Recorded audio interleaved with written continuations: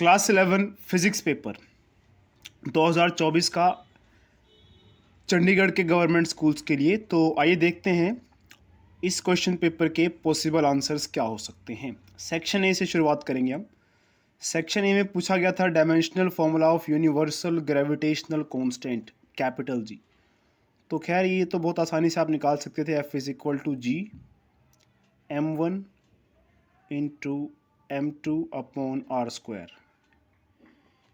तो m1 की dimensions होती हैं m1 L1 t-2। m1 की डायमेंशंस आप पुट करेंगे, m ही होगी, मास है ये, m2 की भी मास होगी और यहाँ पर डिस्टेंस का स्क्वायर यानी कि l स्क्वायर। तो g की डायमेंशंस देखिए बन जाएंगी m1 L1 t-2 यार स्क्वायर यानी कि l स्क्वायर ऊपर चला जाएगा यहाँ पे और m स्क्वायर यहाँ पे इज इक्वल टू जी। तो यहाँ से आप इसे आसानी से सॉल्व कर सकते हैं और ये बन जाएगा, देखिए फाइनली आपके पास आंसर m-1 L3 और t-2। तो ऑप्शन सी इसका करेक्ट आंसर देखिए हो जाता है। बात करते हैं सेकंड क्वेश्चन की। सेकंड क्वेश्चन में एक ए वेक्टर और एक बी वेक्टर आपको गिवन था। आपको पूछा गया था कि मैग्नीट्यूड निकालो और डायरेक्शन निकालो ए प्लस बी वेक्टर की विद एक्स एक्सिस। तो पहले ए प्लस बी कर लेते हैं हम। तो ए प्लस बी,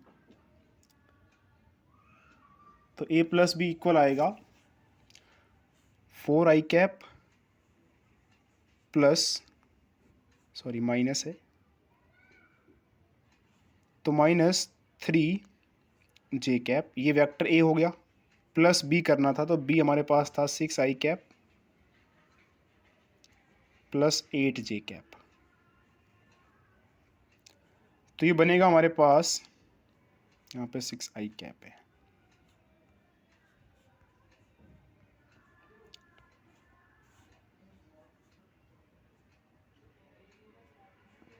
तो i कैप वाले ऐड कर दीजिए, तो 10i cap plus 5j cap, ये फाइनल आंसर आ गया आपका। इसका मैग्नीट्यूड अगर आप निकालते हैं तो मैग्नीट्यूड देखिए बन जाएगा कुछ इस तरह से,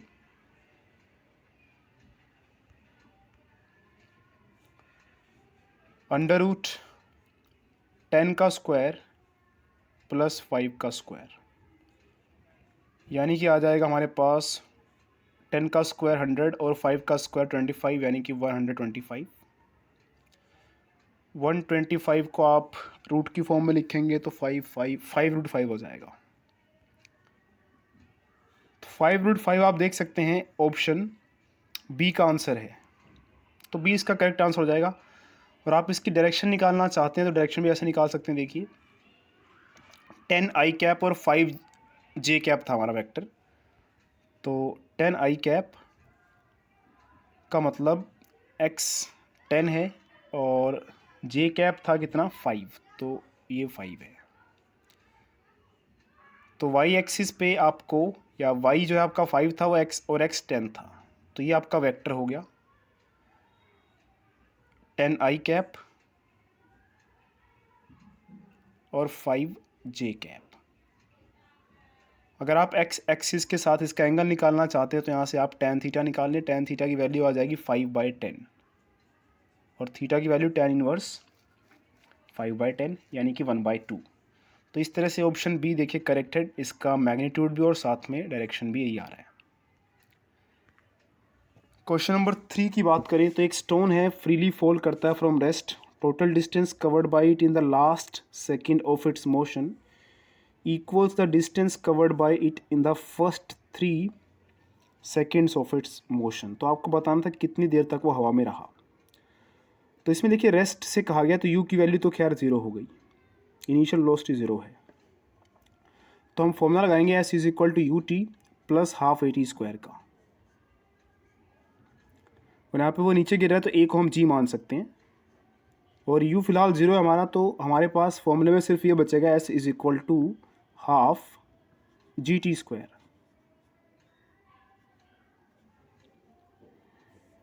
ठीक है, तो मान लेते हैं टी टाइम लगता है पूरे उसके मोशन में। तो ये हमारे पास डिस्टेंस का फॉर्मूला हम देखिए यूज़ करने वाले हैं अब, क्योंकि यू वाला पार्ट तो ज़ीरो हो गया, यू टी वाला, क्योंकि यू ज़ीरो है। तो पहले फर्स्ट 3 सेकेंड्स का डिस्टेंस निकालते हैं। तो फर्स्ट 3 सेकेंड्स का डिस्टेंस हो जाएगा हाफ जी 3 का स्क्वायर।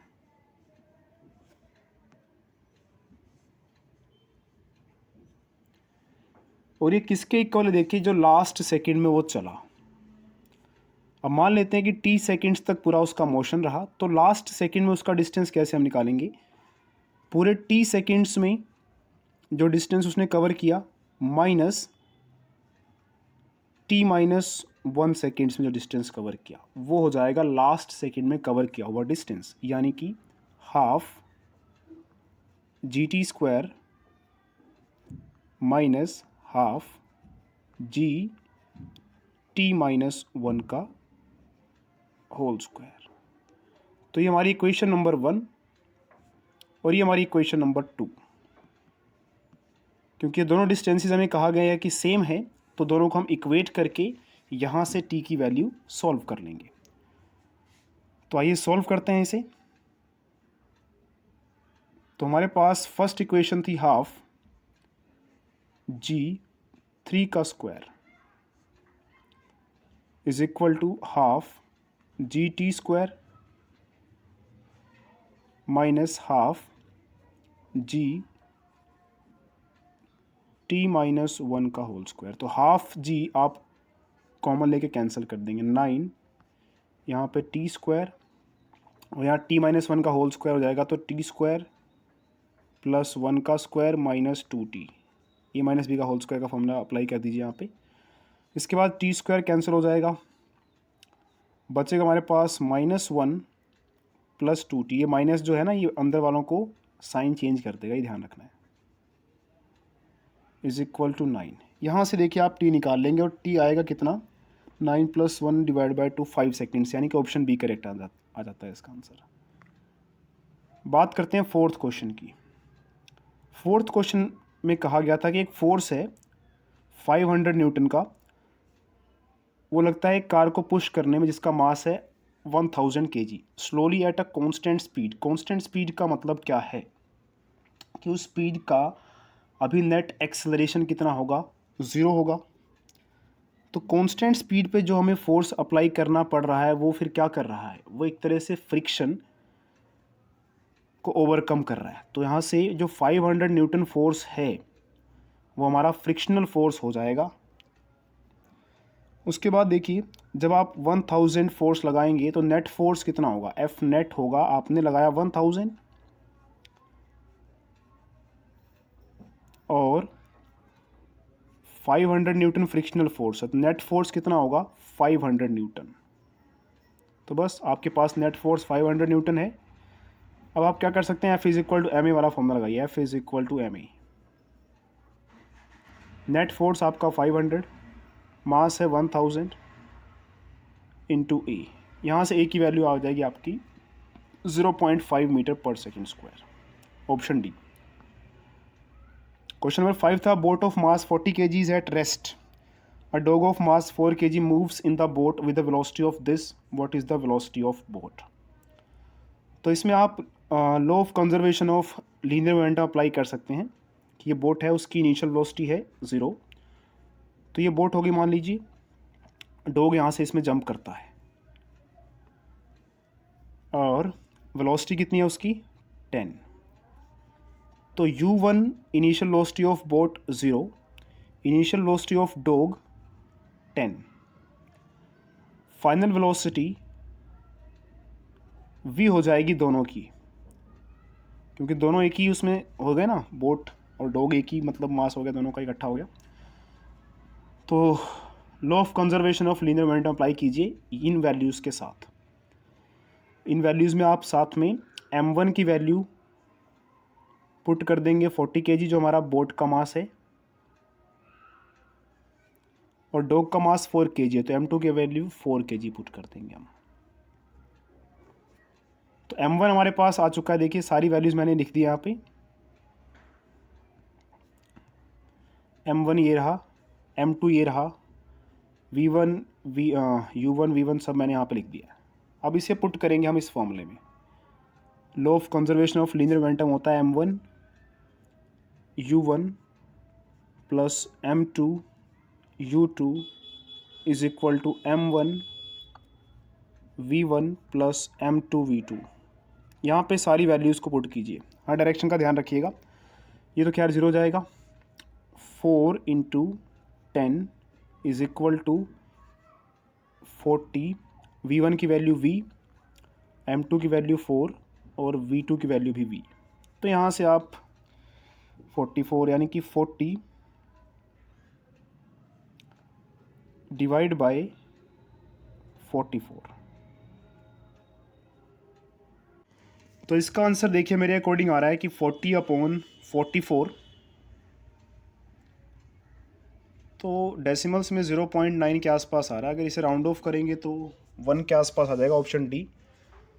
क्या आपका एग्जैक्ट आंसर 1 आ रहा है या फिर कोई और ऑप्शन आ रहा है तो कमेंट करके ज़रूर बताएं। बात करें क्वेश्चन नंबर 6 की।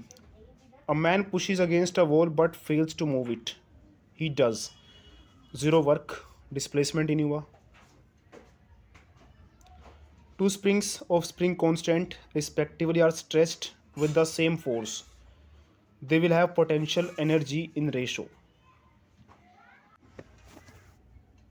तो इसमें देखिए पोटेंशियल एनर्जी का फॉर्मूला आपको पता है, हाफ के एक्स स्क्वायर होता है।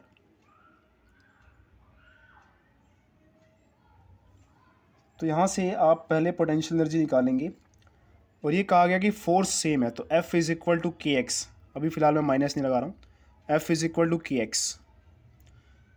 तो दोनों केसेस में फोर्स सेम है, F सेम है, तो क्या करेंगे हम दोनों का हम x निकाल लेंगे। x की वैल्यू आ जाएगी F डिवाइड बाई के। तो F डिवाइड बाई के इज इक्वल टू हमारा x है।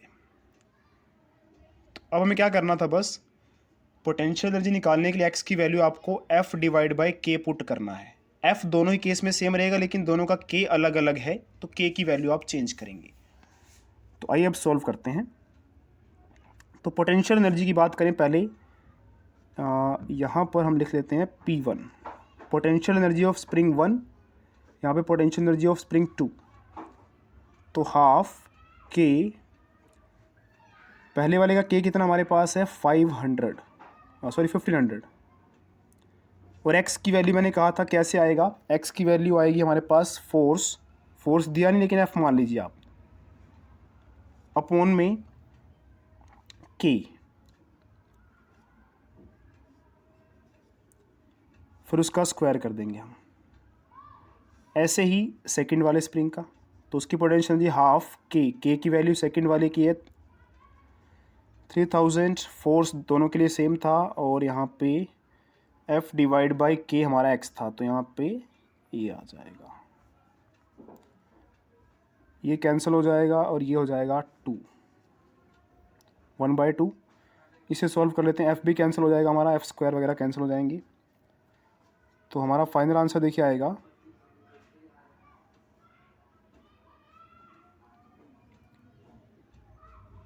1/1500 का स्क्वायर, और साथ में ऊपर आएगा हमारे पास, ये तो एक तो ये 2 बचा हुआ था, 2 इंटू 3000 का स्क्वायर, यानी कि 3000 दो बार आएगा, 3000 इंटू 3000। ये इससे कैंसिल होके 2 आ जाएगा, ये इससे कैंसिल होके 2 आ जाएगा। तो ऊपर 2 कितनी बार है हमारे पास,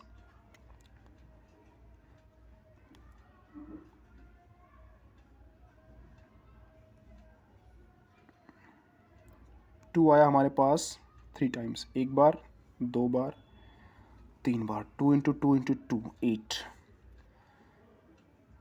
8 तो ऑप्शन में नहीं है। लगता है कहीं कैलकुलेशन मिस्टेक तो नहीं हुई है। एक बार फटाफट से कर लेते हैं दोबारा। हाफ के, फर्स्ट वाले का के था हमारे पास 1500, और x हो जाएगा इसका 1500 डिवाइड बाय सॉरी रुकिए एफ डिवाइड बाय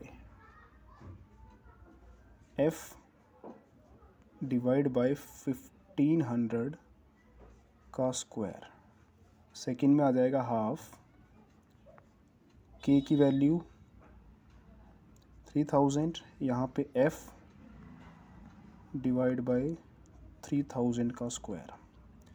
पहले हाफ से हाफ कैंसिल करते हैं, एक काम करते हैं इसको इससे कैंसिल कर देते हैं और f तो कैंसिल हो जाएगा f स्क्वायर से। तो कैलकुलेशन थोड़ा इजी करने के लिए देखिए 1 बाई हमारे पास बचेगा 1500, ये स्क्वायर ध्यान दीजिए 1500 को मैंने एक ही बार कैंसिल किया है, एक बार बच जाएगा नीचे, यहाँ पर भी 1 बाई 3000। हाँ अब आप इसे सॉल्व करेंगे तो ये बन जाएगा 2:1।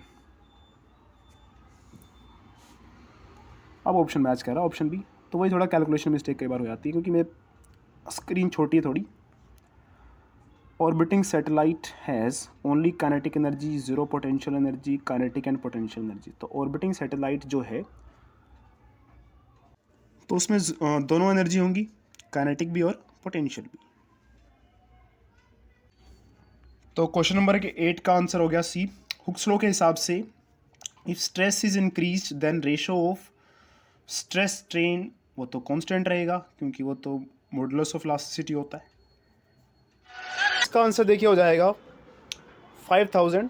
इसका सॉल्यूशन आप देख सकते हैं अवेलेबल होगा, यहाँ पे सॉल्व करने में काफ़ी टाइम लग जाएगा क्योंकि इसमें देखिए क्या होगा कि पहले हमें वॉल्यूम निकालना होगा उस क्यूबिकल वेसल का 1 × 1 × 1 करके। उसके बाद इसका जो सेंटर ऑफ मास की हाइट होगी वो होगी 0.5। तो इसकी पोटेंशियल एनर्जी आ जाएगी देखिए mgh वाले फॉर्मूले से। तो वाटर की डेंसिटी और पता हमें 1 होती है, तो उसके हिसाब से यहाँ पे mgh वाला फॉर्मूला लगा के पोटेंशियल एनर्जी निकाल के, तो जितनी पोटेंशियल एनर्जी वाटर की है उतना वर्क डन कर देंगे ताकि बाद में मतलब पूरा ग्राउंड पे फैला दिया ना हमने तो उसका पोटेंशियल एनर्जी 0 हो गया। तो इसको सॉल्व करके पूरा आता है 5000, यानी कि ऑप्शन बी। बात करते हैं क्वेश्चन नंबर 11 की।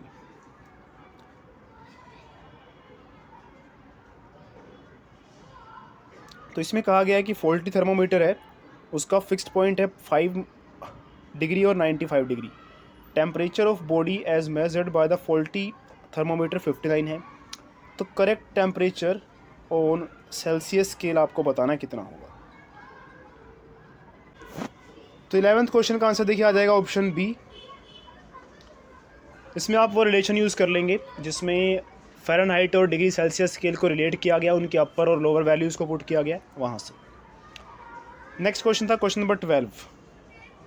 आपको बताना है true statement both light and sound waves in air are transverse waves. Sound waves तो लॉन्गिट्यूडनल वेव्स होती हैं, तो ये तो फॉल्स हो गया पहले वाला। Sound waves in air are longitudinal, light waves transverse होती हैं। जी हाँ ये ट्रू है। तो इसका आंसर हो जाएगा बी, बाकी सारी गलत स्टेटमेंट्स हैं। उसके बाद असर्शन रीज़न। उसके बाद देखिए हमारे पास असर्शन रीज़न है। चलिए वीडियो थोड़ी लेंथी हो जा रही है। असर्शन और रीज़न के आंसर्स को हम सेपरेटली डिस्कस कर लेंगे या फिर जो है इनके आंसर्स चलिए देखते हैं, कर लेते हैं। चलिए असर्शन रीज़न को हम अलग से डिस्कस कर लेंगे या फिर मैं इस वीडियो के जो कमेंट बॉक्स में उसमें इसके आंसर्स लिख दूंगा, वहाँ भी आप देख सकते हैं, या फिर मैं उसके अलग से वीडियो बना के आपको प्रॉपरली एक्सप्लेन भी कर दूंगा। साथ में बाकी जो सेक्शंस हैं उनको भी हम एक्सप्लेन कर लेंगे क्योंकि उनको भी डिस्कस कर लेंगे। लेकिन बाकी जो सेक्शंस होंगे देखिए उनमें ज़्यादातर आपको देखने को मिलेंगे कि वो डायरेक्ट डेरिवेशन बेस्ड क्वेश्चंस ये सब होते हैं। तो चलिए उनको भी एक बार देख लेंगे हम। फिलहाल अभी सेक्शन ए के हमने MCQs डिस्कस कर लिए हैं, असर्शन रीज़न क्वेश्चंस रह गए हैं।